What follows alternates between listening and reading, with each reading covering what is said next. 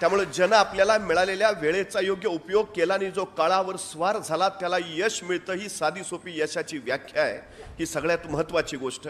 ज्यांनी या सगळ्या स्पर्धांमध्ये यश मिळवलं त्यांनी स्वतःच्या वेळेवर प्रचंड मोठी हुकूमत गाजवली, स्वतःच्या क्षमतेवर हुकूमत गाजवली, स्वतःच्या कष्टेवर हुकूमत गाजवली आणि त्याच्या बळावर हिकमतीनं हे यश मिळवलं. ही सगळ्यात मोठी वस्तुस्थिती. तो आमच्या आयुष्यामध्ये आम्ही जे काही बनवतो त्या सगळ्याचे धनी आपले आपण असतो. फक्त आपण कारण सांगत राहतो, मला हे आवडत नाही, मला ते आवडत नाही, पण वस्तुस्थिती हे सगळं केलेलं आपणच असतं. ही सगळ्यात महत्त्वाची गोष्ट आहे.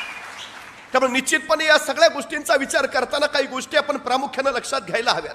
जी माणसं मोठी झाली, ज्या माणसाने उत्तुंग यश मिळवलं, त्यांच्या कर्तबगारीच्या कहाण्या जर आपण ऐकल्या तर या सगळ्या माणसांनी स्वतःच्या अपयशाचा धनी म्हणून स्वतःलाच मान्य केलंय आणि यशाचं श्रेय मात्र सातत्यानं त्यांनी इतरांना दिलंय. ही सगळ्यात मोठी गोष्ट आहे. आपण ज्यावेळी स्वतःच्या विकासाचा मार्ग निर्माण करतो, स्वतःच्या अपेक्षांचा मार्ग निर्माण करतो, आकांक्षांचा मार्ग निर्माण करतो, महत्वाकांक्षांचा मार्ग निर्माण करतो, त्यावेळी एक गोष्ट सगळ्यात महत्वाची असते की पहिल्यांदा आपल्याला काय व्हायचं आहे हे आपल्याला मूलतः ठरवता आलं पाहिजे. कुठल्याही क्षेत्रात जायचं असेल तर पहिली गोष्ट एक ठरवा की ती आपल्याला आवडते का, आपण पूर्ण तन मन धनानं त्यात उतरणार आहोत का, पूर्ण आपली सगळी क्षमता त्यासाठी वापरणार आहोत का आणि ध्येयापर्यंत पोहोचल्याशिवाय आपण माघार घेणार नाही आहोत का. या सगळ्या प्रश्नांची उत्तर जर होय मिळाली तर प्रवासाला सुरुवात करा, अन्यथा उपयोग नाही. एका प्रवासाला सुरुवात करणाऱ्या माणसाच्या हातात सांगितलं, रात्रीचा प्रवास होता, तो म्हटला कसा जाऊ, मग एकाने त्याला कंदील दिला, हा उजेड आहे, कंदील आहे, चल चालू लाग. तो निघाला पण मध्येच थबकला, म्हणे का, अरे हा कंदील तर फक्त माझ्या पावलापुरताच प्रकाश देतो, मला तर 3 मैल जायचं आहे, कसा जाऊ. त्यावेळी तो म्हणाला, अरे बाळा तू चालायला सुरुवात तरी कर, जसा तू पुढे जाशील तसा प्रकाश सुद्धा तुझ्या सोबत आपोआपच येईल. आम्हाला हे कळायला सुरुवात तर करा. पण हे कधी होतं, ज्यावेळी आम्ही ठरवतो निश्चितपणे होय, हे सगळ्यात महत्वाचं आहे. एक थोरला भाऊ होता, त्याला भेटायला दुसरा भाऊ आला. त्यांनी त्याच्या नोकरला विचारलं, मालक आहेत का, ते म्हटले मालक विठ्ठलाची पूजा करतायत. अरे म्हटले किती वेळ लागेल, म्हटले एक अर्धा तास तरी लागेल. बरं म्हटले ठीक आहे. आता म्हटलं अर्धा तास त्याची पूजा व्हायची, तो पण आपण काय करावं. त्यानं शेजारचं फावडं घेतलं आणि तिथं खड्डा काढत बसला. अर्धा तास झाला, त्यांनी विचारलं झाली का रे मालकांची पूजा, नाही आता विठ्ठलाची पूजा झाली, आता विष्णूची पूजा करतायत. म्हटले किती वेळ लागेल, नाही म्हणे आणखी अर्धा तास लागेल. बरं म्हणला ठीक आहे. त्यांनी दुसरा खड्डा काढायला सुरुवात केली. अर्धा तास झाला, परत नोकरला विचारलं झाली का रे पूजा, नाही विष्णूची पूजा झाली, आता शंकराची पूजा करतायत. म्हणजे किती वेळ लागेल, आणखी अर्धा तास लागेल. तो म्हणला ठीक आहे. तो आणखी खड्डा काढायला लागला. वेळ जात राहिला, पूजा चालत राहिल्या आणि ज्यावेळी सगळी पूजा उरकून थोरला भाऊ बाहेर आला त्यावेळी याचे 8-10 खड्डे काढून चालले होते. थोरल्या भाऊनी विचारलं, अरे काय एवढा वेळ करत होतास. काय नाही म्हटला, तुझ्या अंगणात पाणी लागतंय का ते बघत होतो. थोरल्या भाऊनी ते 8 खड्डे बघितले. अरे म्हटले मग पाणीच जर शोधायचं होतं तर एकच खड्डा काढायचा, निश्चितपणे पाणी लागलं असतं. धाकटा म्हटला तेच तर मी तुला सांगायचा प्रयत्न करतोय. तुला देवच पाहिजे होता तर एकाच देवाची पूजा केली असती तर भेटला असता. हे अर्ध्या तासात प्रत्येक देवाची पूजा करतोय असं कसं. एका खड्ड्यात जर पाणी भेटतं तर एका देवातच सगळं भेटायला हवं. जो सल्ला मला देतो तू सल्ला तू काय आत्मसात करत, अरे असं केलं असतं तर माझाही वेळ मगापासून वाचला असता. आमची सगळ्यात मोठी गोष्ट आहे एक ना धड भराभर चिंध्या, हा आमच्या मुलांच्या अयशस्वीतेचा सगळ्यात मोठं कारण मीमांसा आहे. आम्ही ठरवत नाही, निश्चितपणे ठरवायला हवं काय हे तर हे त्या मार्गात एकदा ठरवलं ना पूर्णपणे झुकून द्या, पूर्णपणे दुसरा काही विचार नाही. ही ताकद ही क्षमता ज्यावेळी तुम्ही त्या एकाच क्षेत्रामध्ये पूर्ण कराल त्यावेळी निश्चितपणे तुम्हाला यश मिळेल. ही सगळ्यात मोठी वस्तुस्थिती आहे. अर्थात ह्या सगळ्या गोष्टींचा विचार आपण निश्चितपणे करायला हवा. आपल्या क्षमता, आपली परिस्थिती, आपली कुवत, या सगळ्याचा मर्यादा, या सगळ्यातून पुढे जात आपण निश्चितपणे या गोष्टीपर्यंत पोहोचतो. ठरवलं आता एकदा तुम्ही या वाटेवर आलायच ना, एकदा प्रवासाला सुरुवात केलीच ना, इथल्या सगळ्या गोष्टी ज्या काही असतील त्या आम्ही पाहत पुढे गेलं पाहिजे. ही सगळ्यात महत्वाची गोष्ट आहे. जगातली जी माणसं मोठी झाली, कर्तबगार झाली, त्या माणसांनी निश्चितपणे काय काय केलं याचा अनुभव आपल्याला जर आपण बघितला असेल तर आपण फार सुखी आहोत, आपण फार चांगले आहोत, आपल्याला सगळं उपलब्ध आहे. आणि हे सगळं असताना जर आपल्याला यश मिळत नसेल तर निश्चितपणे परिस्थिती नव्हे तर आपण कमी पडतो आहोत. ही गोष्टही आपण लक्षात घेतली पाहिजे. खरं तर अनेक कारणं, अनेक मुलं सातत्यानं काही कारण, जशी या मंडळींनी यशाची कारणं सांगितली तशी अनेक लोक अपयशाची कारणं सुद्धा सांगत असतात. सगळ्यात महत्वाची गोष्ट आहे, एखाद्याला विचारलं काय रे, नाही आमची परिस्थिती नव्हती हो. मी त्याला सरळ सांगतो तू शांत राहा. परिस्थिती माणसाला घडवती नाही, परिस्थिती माणसाला बिघडवती नाही. माणूसच परिस्थिती घडवतो आणि माणूसच परिस्थिती बिघडवतो. ही सगळ्यात मोठी वस्तुस्थिती आहे. म्हणजे आम्ही बाकी काय सांगायची गरज नाही. आपण मगापासून प्रांजल पाटीलचं बोलणं इथं ऐकलं. त्या जिवंत हाडा मांसाच्या उदाहरणापेक्षा आणखी दुसऱ्या उदाहरण द्यायची गरज नाही. सगळं आहे आमच्याकडं, तरी आम्ही जर अपयशी ठरत असलो आणि दृष्टी नसली तरी जर प्रांजल पाटील यशस्वी ठरत असली तर नेमकं काय यशाचं गम काय याचाही शोध आपल्याला कधीतरी घेता आला पाहिजे. निश्चितपणे आम्हाला त्याही दृष्टीनं कधीतरी पाहता आलं पाहिजे. पेले फुटबॉल सम्राट म्हणून ओळखला जातो, पण घरची परिस्थिती काय, वडील बूट तयार करायचे आणि बूट तयार करायच्या त्याच्या कामात तो वडिलांना मदत करायचा. बॉल घ्यायला पैसे नाहीत, फुटबॉल खाणार कुठून, खेळणार कुठून, कसं काय करणार. पण त्यांनी परिस्थितीला दोष नाही दिला.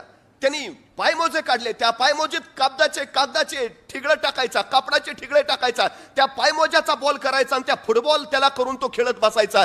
त्या पायमोज्याच्या फुटबॉलवर खेळून खेळून पेले जगाच्या फुटबॉल विश्वातला सम्राट झाला. ही वस्तुस्थिती आम्ही कधीतरी बघायला हवी. मला जर फुटबॉल उत्तर मिळाला असता तर मीही यश मिळवलं असतं, या बोलण्यात कुठंच काही तथ्य नाही. ही गोष्ट मी प्रामुख्यानं लक्षात घेतली पाहिजे. परिस्थिती तुमच्या यशाचा अडथळा कधीच ठरू शकत नाही, ही सगळ्यात. पण जी माणसं स्वतःच्या परिस्थितीचा भाऊ करून त्याला आपल्या अपयशाचे धनी मानतात ती खरं तर कधीच आयुष्यात यशस्वी होत नाहीत. पण स्वतःच्या परिस्थितीला जी स्वतःची ताकद बनवतात ती माणसं मात्र निश्चितपणे यशस्वी होतात. हा सगळ्यात मोठा आतापर्यंतचा अनुभव आहे.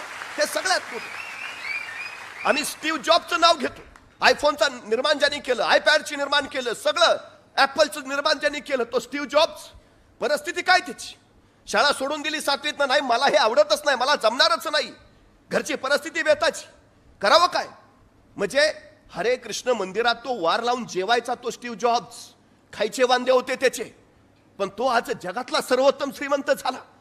तो स्टीव्ह जॉब्स काय सांगतो, परिस्थिती तुम्हाला कधी शरण आणत नाही, तुम्ही परिस्थितीला शरण जाता. ही वस्तुस्थिती आम्ही लक्षात घेतली पाहिजे. माणसं मोठी झालीत, काहीच नव्हतं त्यांच्याकडे, परिस्थितीला ते अपयशाचे धनी नाही, ते परिस्थितीला ताकद बनवत राहिले म्हणून यशस्वी झाले. ही सगळ्यात महत्वाची गोष्ट आहे. आम्ही एखादा प्रयत्न करतो, अपयशी ठरतो आणि नंतर सरळ नाही आपल्याला जमणारच नाही. आहे काय, एडिसनने 99 प्रयोग केले, अपयशी ठरला. 100व्या प्रयोगावेळी तो यशस्वी झाला. त्याला विचारलं हे 99 प्रयोग वाया गेले असं तुम्हाला नाही का वाटत? तो म्हणला अजिबात नाही, या 99 प्रयोगानेच मला शिकवलं योग्य कसं करायचं, तेव्हा मी 100व्या वेळी यशस्वी झालो. अपयश तुम्हाला शिकवण्यासाठीच येतं. अपयश तुमच्यातल्या चुका दाखवण्यासाठी येतं. अपयश तुमच्यातल्या कमतरता दाखवण्यासाठी येतं. हे अपयशच तुम्हाला सुधारत जातं. ही सगळ्यात महत्वाची गोष्ट आहे. पण काही माणसं सातत्यानं अपयशाची चर्चा करत बसतात, सातत्यानं पराभवाची चर्चा. वस्तुस्थिती कशी नेमकी तयार होणार तुमची? म्हणजे मध्यंतरी भारतीय पत्रकारांचं एक पथक जपानला गेलं होतं. ज्या जपानच्या हिरोशिमा नागासाकीवर बॉम्बस्फोट झाले त्या शहरांचं दर्शन ते करत होते. त्यांच्याबरोबर एक वाटाडा दिला होता आणि त्या हिरोशिमा शहरातनं फिरता फिरता ते एका प्रचंड मोठ्या इमारती समोर आले आणि त्या वाटाड्यानं सांगितलं हिरोशिमा आणि नागासाकी या 2 शहरावर जे अणुबॉम्ब स्फोट झाले त्या स्फोटामध्ये ही 2 शहरं उद्ध्वस्त झाली आणि त्या उद्ध्वस्त शहराच्या पुनर्वसनाचं केंद्र या इमारतीत आहे. पुनर्वसनाचं काम या इमारतीतनं चालतं आणि या पुनर्वसन समितीचे अध्यक्ष आहेत मॅक हायवर्टन. भारतीय पत्रकारांना आश्चर्य वाटलं, अरे ज्या मॅक हायवर्टनमुळे तुमच्या हिरोशिमा नागासाकीवर अणुबॉम्ब पडले त्याच मॅक हायवर्टनला तुम्ही पुनर्वसन समितीचं अध्यक्षपद कसं काय देता? त्यावेळी तो जपानी वाटाड्यात शांतपणे म्हणाला, जपानी माणूस पराभवाची वारंवार चर्चा करत नाही. हे जपानी माणसाच्या यशाचं सगळ्यात मोठं. पराभवाची वारंवार कुठे चुकलो चूक सुधारायची, पुढे जायचं, सातत्यानं त्याची चर्चा नाही करत बसायची.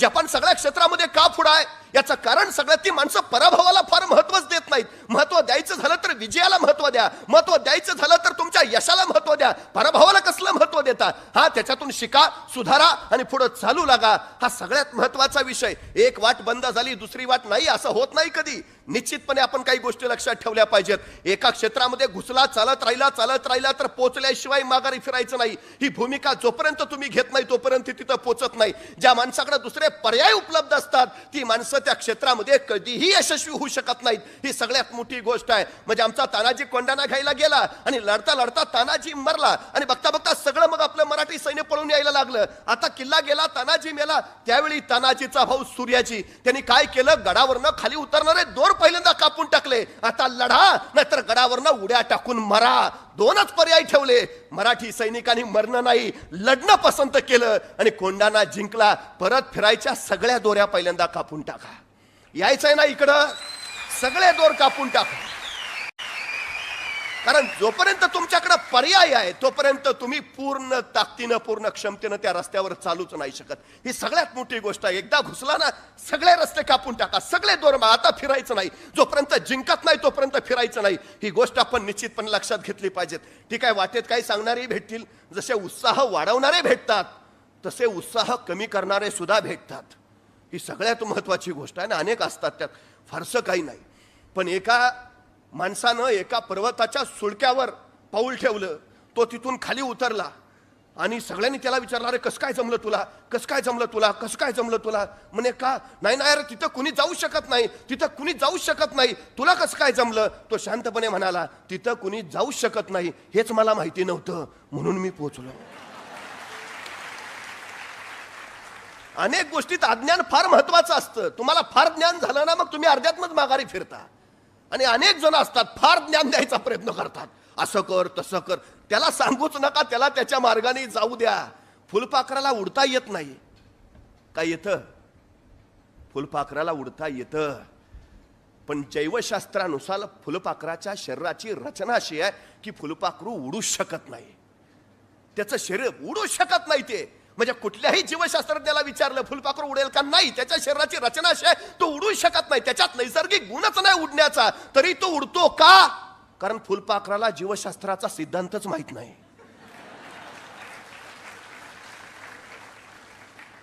त्याला माहित जर झालं आपण उडू शकत नाही, तो उडणारच नाही. माहिती नाही तेवढं चांगलं आहे. त्यामुळे काही गोष्टी ज्या माहिती नको करायला काही अडचण नाहीयेत.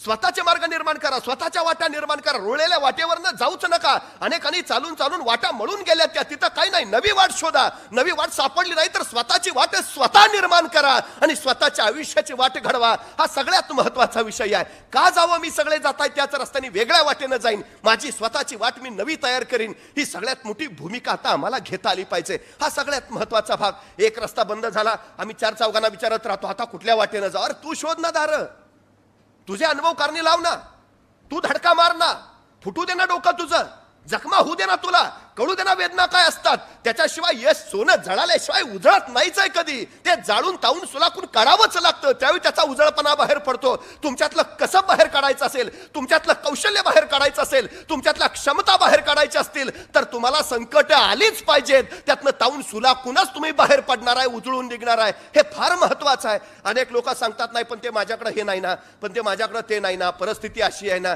कारण सातत्यानं अनेक लोक, आता मगाशी अनेकांनी सांगितलं मला इंग्रजीत 39 का 49च मार्क होते. मग आता आमच्यातला एकाला लगेच म्हणणार आपलं मेरिटच बसत नाही. ते 12वीला 49 मार्क आहेत आणि कुठं UPSC सांगता.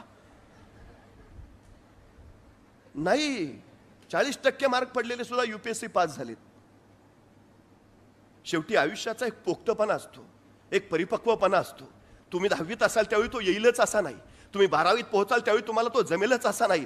पण कदाचित अचानक एखादा निर्णायक क्षण येतो, एखादा टर्निंग पॉइंट येतो आणि सगळं विश्व बदलून जातं. तुम्ही घडवायला सुरुवात करता.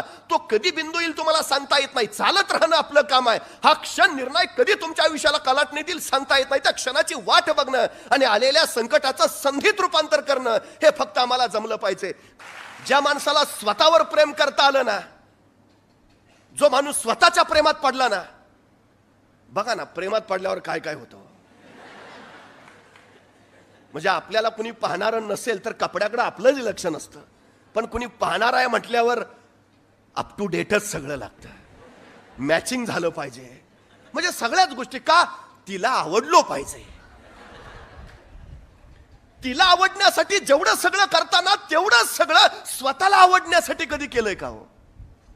मी मला आवडलो पाहिजे, मी मला योग्य वाटलो पाहिजे, मी माझ्या डोळ्यात माझ्याबद्दल आदर राहिला पाहिजे, मी उत्तमच असलो पाहिजे, मी सर्वोत्तम ठरलो पाहिजे, मी सर्वोत्कृष्टच बनलो पाहिजे. हे कधी होईल ज्यावेळी तुम्ही स्वतःवर प्रेम करा. मी आवडलोच पाहिजे. स्वतःवर प्रेम करायला शिका. कारण स्वतःवर प्रेम करायला लागलात तर तुमच्या क्षमता वाढीला लागतील, तर तुमचं कौशल्य वाढीला लागेल. काहीतरी करू शकतो, बनवू शकतो. ही भूमिका फार महत्वाची आहे, सगळ्यात महत्वाची. आणि जी माणसं स्वतःवर प्रेम करतात ना तीच माणसं यशस्वी होतात. हा आतापर्यंतचा सगळ्यात मोठा अनुभव आहे. स्वतःवर प्रेम करणारी माणसं चूक दिसली की पटकन सुधारून टाकतात, ती ठेवत नाहीत तशीच. आपल्यात कुठली चूक दिसताच कामा नये याच्याकडे त्यांचा सगळ्यात मोठा कल असतो. आपण कुठल्या क्षेत्रात कमी असताच कामा नये याच्याकडे त्यांचं बारीक लक्ष असतं. आपण इतरांच्या तुलनेत उत्तमच असलो पाहिजे याच्याकडे त्यांचं बारकाईनं लक्ष असतं. ते स्वतःला सातत्यानं घडवत राहतात. ही सगळ्यात महत्वाची गोष्ट आहे. त्यामुळे पहिल्यांदा स्वतःची ओळख करून घ्यायची असेल तर स्वतःवर प्रेम करायला शिका.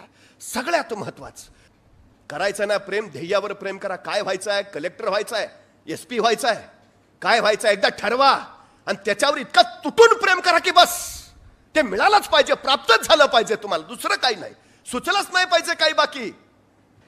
मला कलेक्टर व्हायचंय, मला SP व्हायचंय, मला काय हवंय, मला ते देणारं जे जे असेल ते सगळं मला हवंय, बस मला बाकी काही कळत नाही. माझं हे पुस्तक मला SP ला द्या, ते नकोय मला, हे ह्या क्षेत्रात गरज आहे, मला अभ्यास महत्वाचा आहे, निरीक्षण महत्वाचं आहे, परीक्षण महत्वाचं आहे, सल्ला महत्वाचा आहे, संवाद महत्वाचा आहे, वाद संवाद महत्वाचा आहे, गरजेचं आहे. का? माझं ध्येय निश्चित आहे, मला व्हायचं आहे बस. त्याच्यासाठी जे जे उपयोगी आहे, जे जे महत्वाचं आहे ते सारं मला हवंय, दुसरीकडे माझं लक्ष नाही.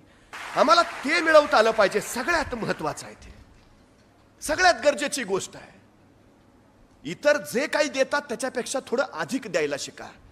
इतर जे काही करतात त्याच्यापेक्षा काही अधिक करायला शिका. इतर जण जेवढा अभ्यास करतात त्याच्यापेक्षा थोडा अधिक करायला शिका.